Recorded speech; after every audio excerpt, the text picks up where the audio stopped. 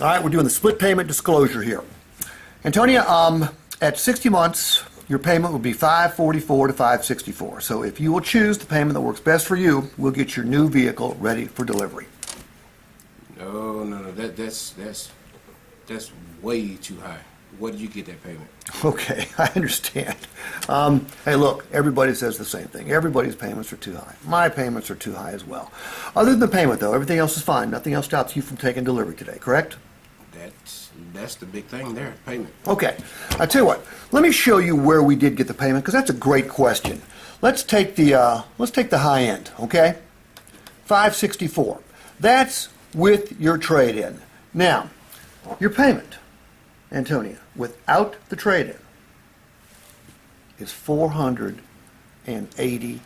Now, the difference is, I'm sorry, it's $490. The difference is $74.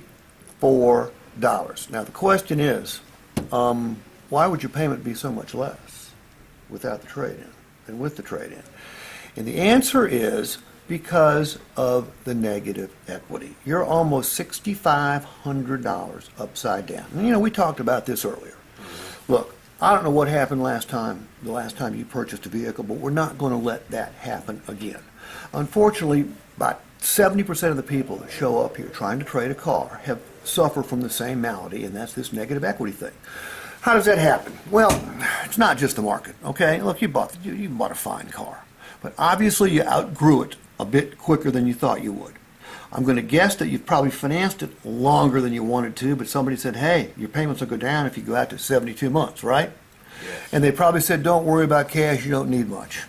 Correct? Well, when that happens, it's terrific for the moment, but you pay the piper down the road. Now, how can we get your payment to $490? Well, it's not a problem.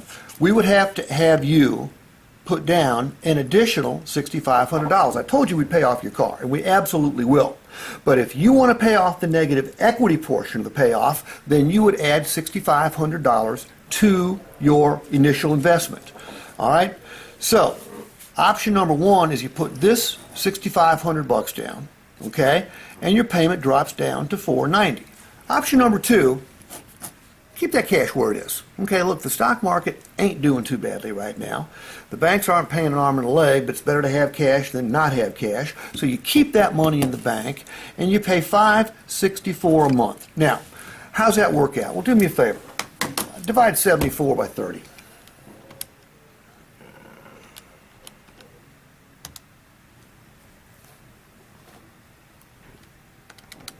Do it a different way. 74 divided by 30. Right. 247. Should be $2.47. Okay. All right.